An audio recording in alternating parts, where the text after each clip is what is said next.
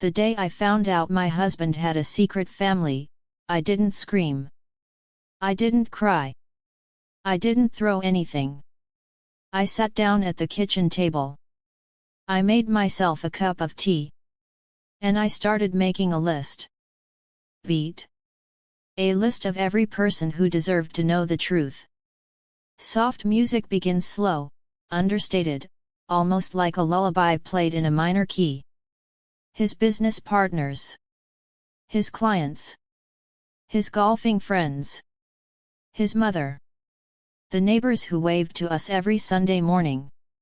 The couple we had dinner with every few months who always said you two are the real deal. Everyone.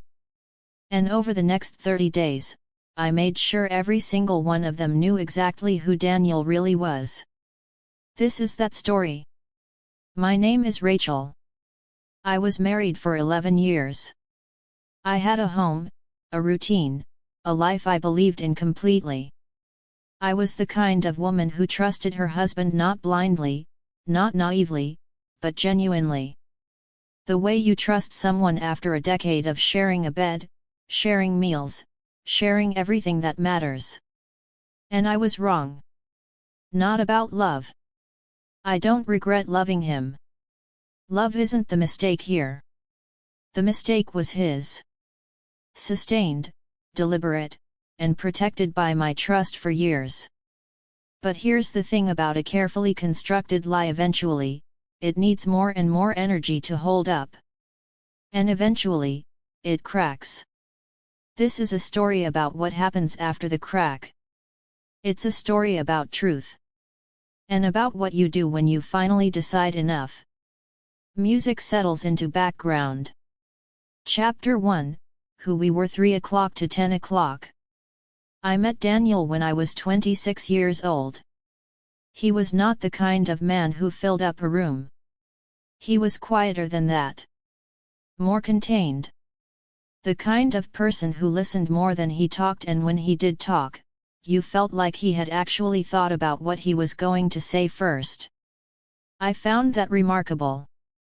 At 26, surrounded by men who talked just to hear themselves, Daniel felt like a different species.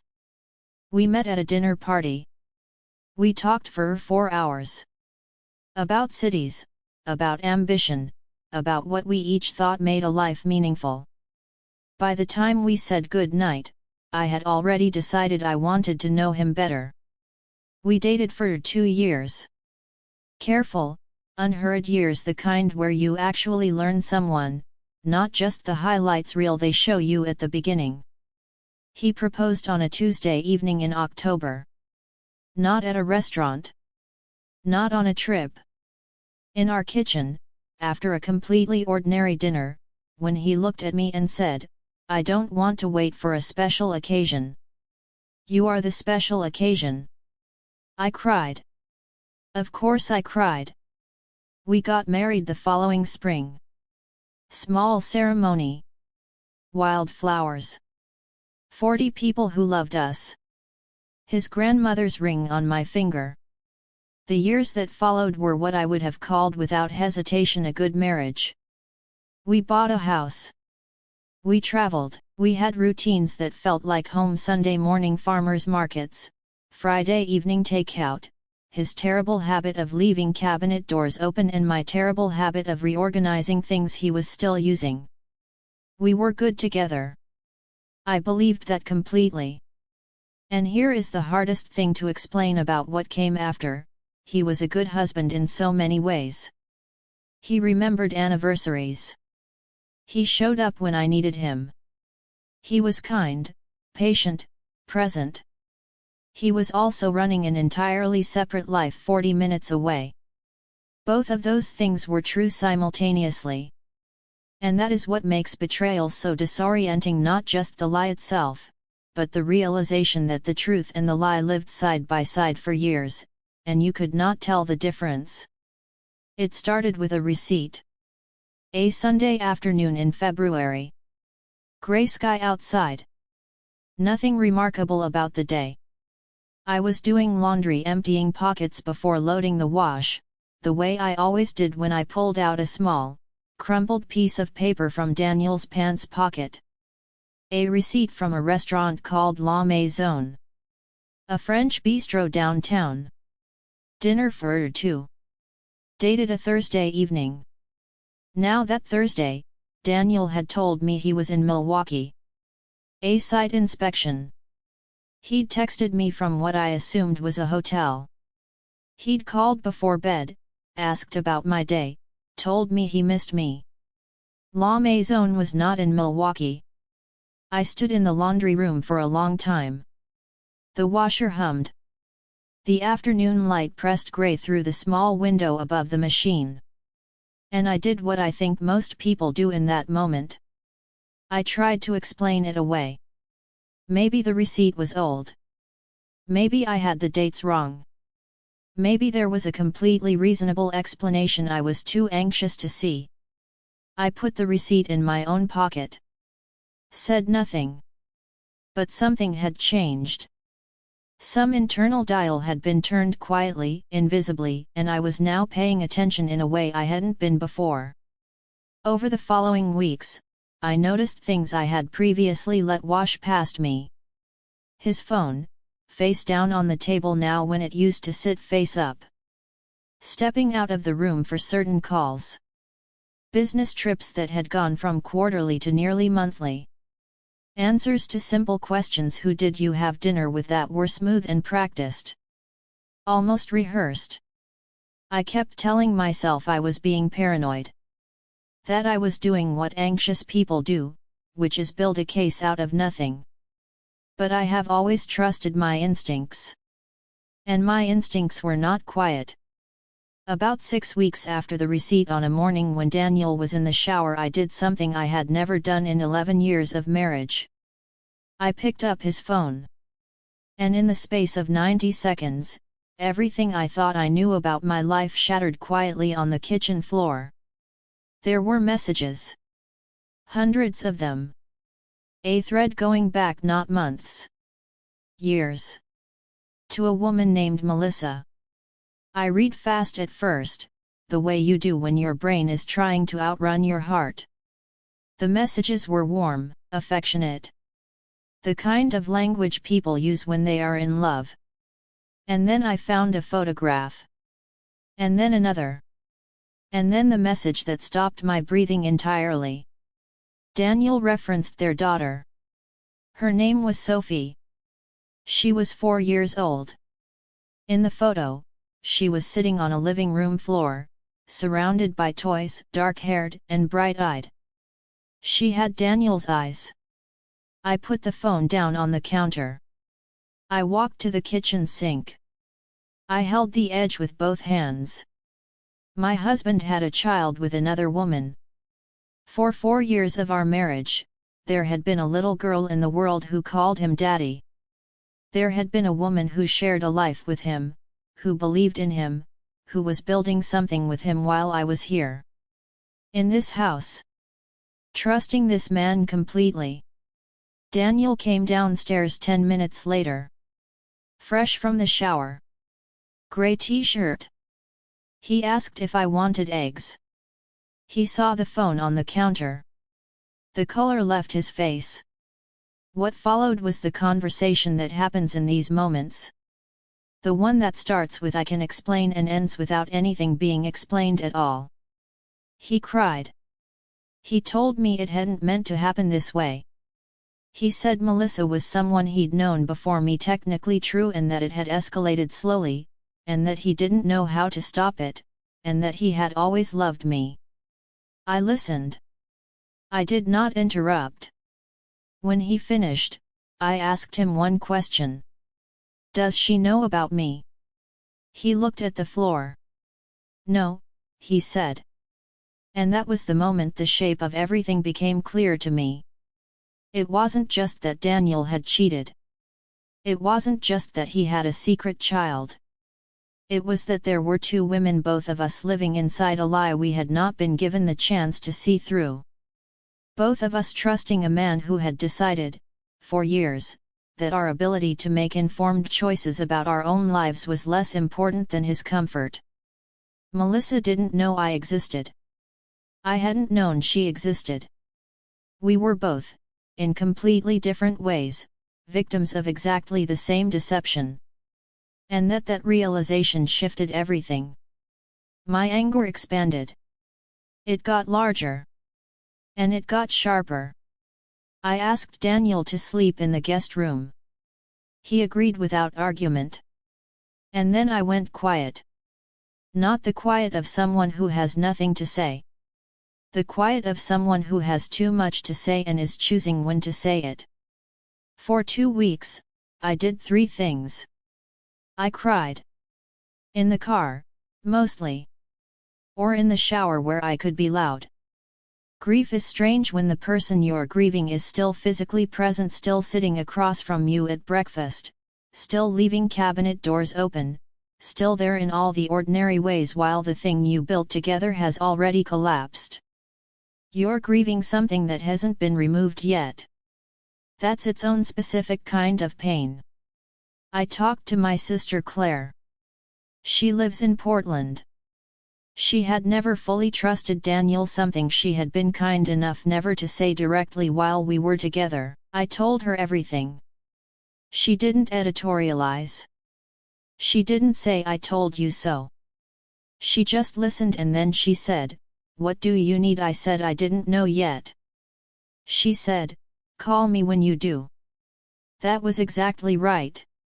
And I thought carefully about what I wanted. Because the first impulse, the wounded impulse, is almost never the right one. It's the most immediate, the most loud. But it tends to be messy and incomplete. And I didn't want messy. I wanted deliberate. I thought about Melissa. About Sophie. About what it would feel like to be in Melissa's position, to have had a child with this man, to have built something real and sincere, without knowing you were doing it inside a lie. To be denied the most basic thing a person deserves, accurate information about their own life.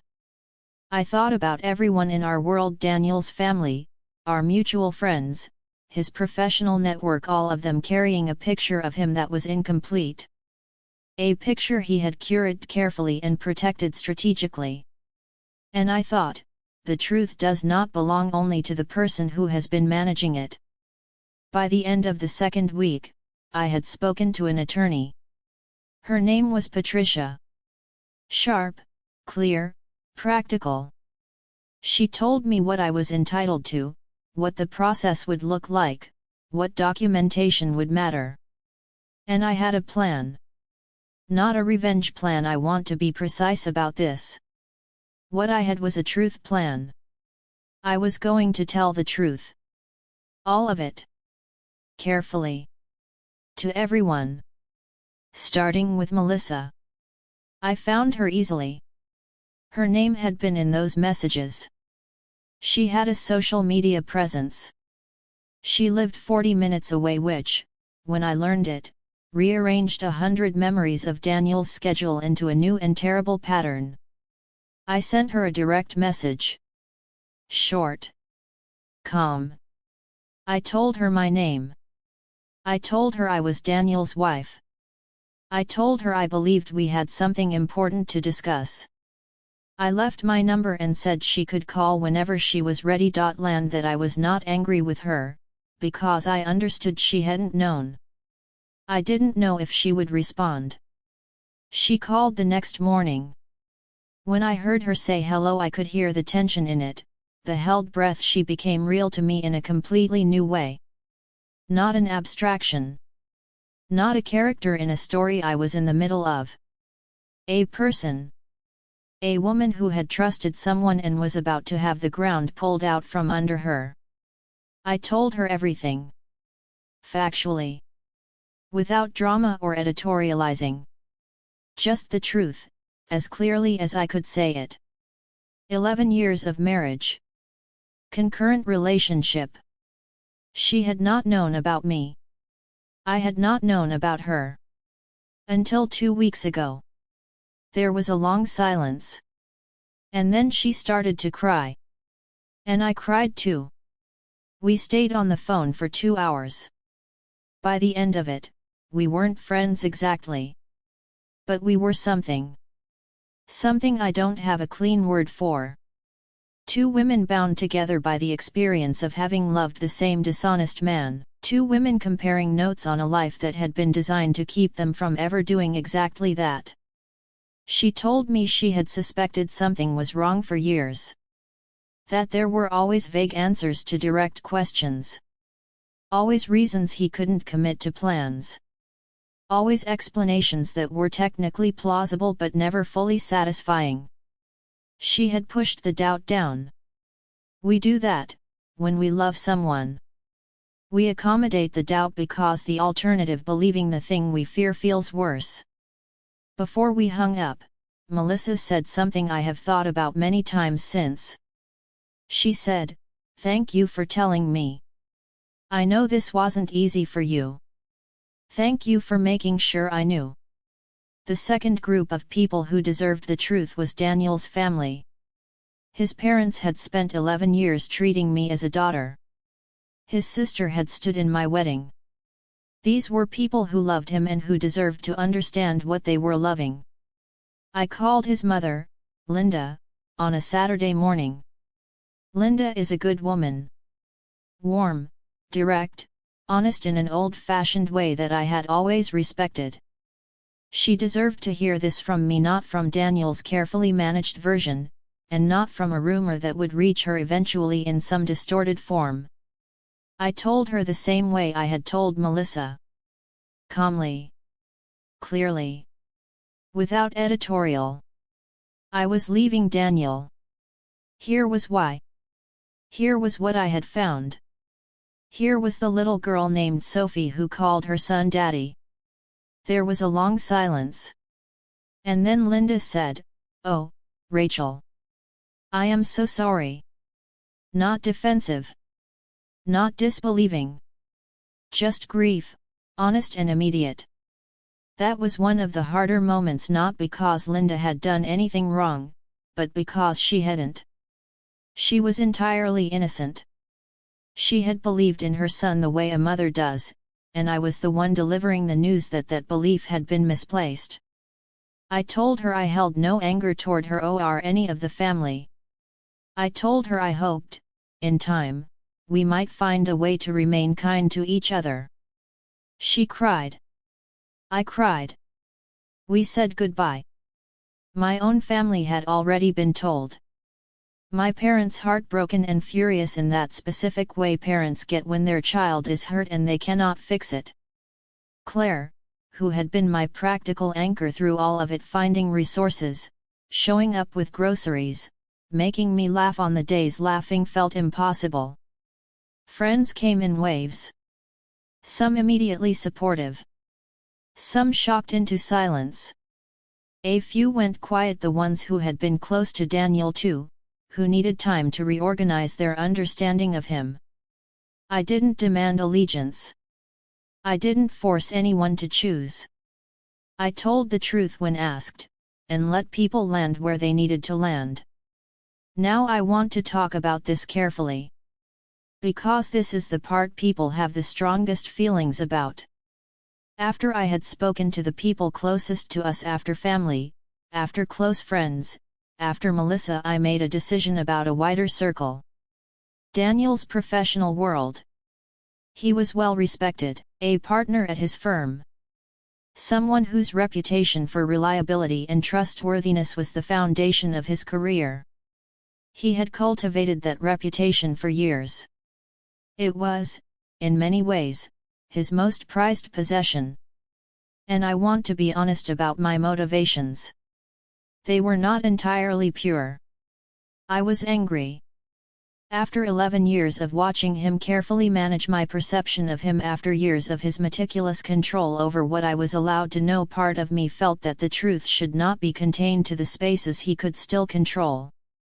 But it was more than anger. A man who maintains two complete families through sustained, systematic deception over years, that tells you something about his relationship with truth. It tells you something about how he operates when the stakes are personal. And the people who trusted him professionally, who vouched for him, who put their own reputations in proximity to his. They deserved to form their opinions based on the full picture. I did not fabricate anything. I did not hack accounts or send anonymous letters. I did nothing illegal. What I did was send a brief, factual message to a small number of his closest professional contacts. Facts only. No editorializing. No emotional appeals. Just, here is what happened. You can decide what to do with that information. And then I stepped back. Word moved the way word moves. I didn't track it or feed it. I planted one honest seed and let it grow on its own. Within a few weeks, the professional environment Daniel had so carefully constructed had changed significantly. I will tell you honestly, there was satisfaction in that. I'm not going to perform a virtue I didn't feel. The satisfaction was real. But it was not the goal. The goal was accuracy. The goal was that the world Daniel moved through should reflect reality rather than the fiction he had built and maintained for so long at everyone else's expense. Divorce proceedings began that autumn. Patricia was excellent. Daniel, to his credit, did not fight viciously. There was no moral high ground from which to wage a war, and I think he understood that. Assets were divided. The house was sold. Proceeds split. Clean, in the legal sense. Not clean in the human sense. Divorce never is. Even when it is right. Even when it is necessary. Even when every justification in the world has been handed to you. You are still undoing a life. You are still putting away a version of yourself, the self that was half of a we, and figuring out who you are on your own. The months that followed were hard. I moved into a smaller apartment. Rebuilt routines. Had evenings that felt enormous and empty. Had mornings that felt like beginning from scratch in the most exhausting possible way. But I also had something that surprised me. Clarity. For years, even in the good years, I had been in a marriage built on a compromised foundation. Some part of me had always sensed the ground was unsteady. I had hushed that part, the way we do. I had trusted the surface because the surface looked solid. Now I knew what was underneath. And as devastating as that knowledge was, there was relief in it too. Real relief. I was no longer trying to make sense of something that didn't make sense. The fog was gone. What remained was just the work of rebuilding, which is hard, yes, but it is honest. An honest heart is so much better than dishonest easy. Melissa and I stayed in occasional contact. Careful, respectful. Not close friends. But we checked in. We were a small, unlikely community of two people who shared a very specific experience that was almost impossible to explain to anyone who hadn't lived it. I hope Sophie grows up knowing exactly who she is and where she comes from. That is between Melissa and Daniel now. It isn't my story to control. Music returns gentle, slow, unhurried. People ask me, do you regret telling everyone every time? Someone always asks. And every time, I give the same answer. No. Not because I'm certain every decision I made was perfect. Not because I believe I never acted from anger. I did, sometimes. I'm human. But I do not regret choosing truth over silence. Daniel had managed the truth for years. He had decided unilaterally what I got to know. What Melissa got to know. What the world got to know. He had made himself the sole author of a story that other people were living in without their consent. When I started telling the truth, I was simply writing myself and everyone else back into a story we'd been edited out of.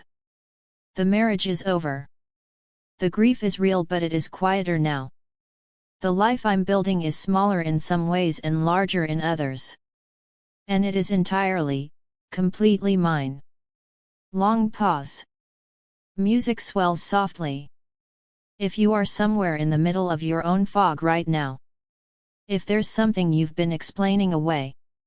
If there's an instinct you keep telling yourself to ignore. Trust it. You deserve to know what's real. And you deserve to build your life on truth even when the truth is the hardest thing you've ever had to hold. Music fades slowly to silence.